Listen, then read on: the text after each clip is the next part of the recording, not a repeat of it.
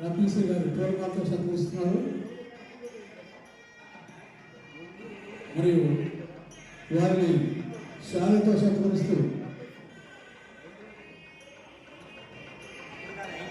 పూర్వమాతో సత్కరిస్తున్నారు.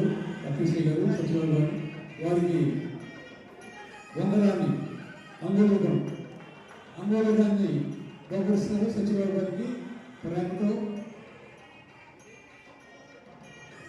అంగోళాన్ని వందరాన్ని బహుకరిస్తున్నారు. రత్నశ్రీ గారు సచివాలయం గారు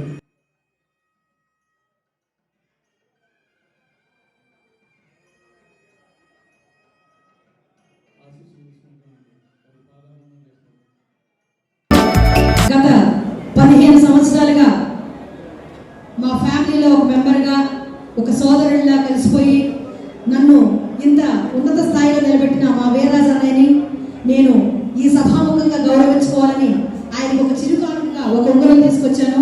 ఆ ఉంగరంతో వారిని ఈరోజు నేను సత్కరించుకోవడం ఈ గురు పౌర్ణమి రోజు నాకు ఇలాంటి చక్కటి అవకాశం, నా ఇరువురు గురువుల్ని మళ్ళీ మాట్లాడే అవకాశం వస్తుందో రాదో ముందే నా మనసులో మాటలు చెప్పేస్తున్నా. నా ఇరువురు గురువుల్ని సత్కరించుకునే అవకాశం ఒకే వేదిక మీద రావడం నా పూర్వజన్మ సుకృతం. ఈ అవకాశం నాకు కల్పించిన మా డాడీ కొమ్మూరు నాగేశ్వరరావు గారికి, అలాగే గుమ్మడి జయరాజ్ కళాపీఠం జీవన్ కుమార్ గారికి, అలాగే త్రినాథ్ నాయుడు గారికి, అందరికీ సహకరించిన మిగతా వాళ్ళందరికీ కూడా, పెద్దలందరికీ, దాతలందరికీ కూడా హృదయపూర్వకమైన ధన్యవాదాలు. ఒకే మీద ఇద్దరు గురువు గారిని సత్కరించుకునే అవకాశం, అద్భుతమైన అవకాశం, అది గురు పూర్ణిమ రోజు.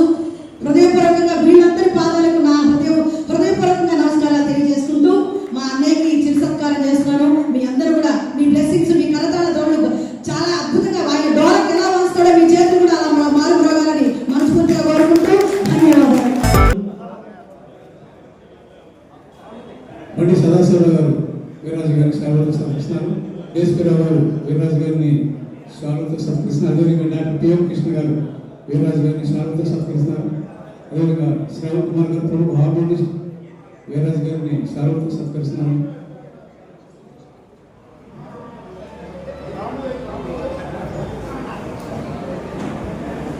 శాంత శాస్త్రం ప్రభావతి గారు రాజేంద్ర గారు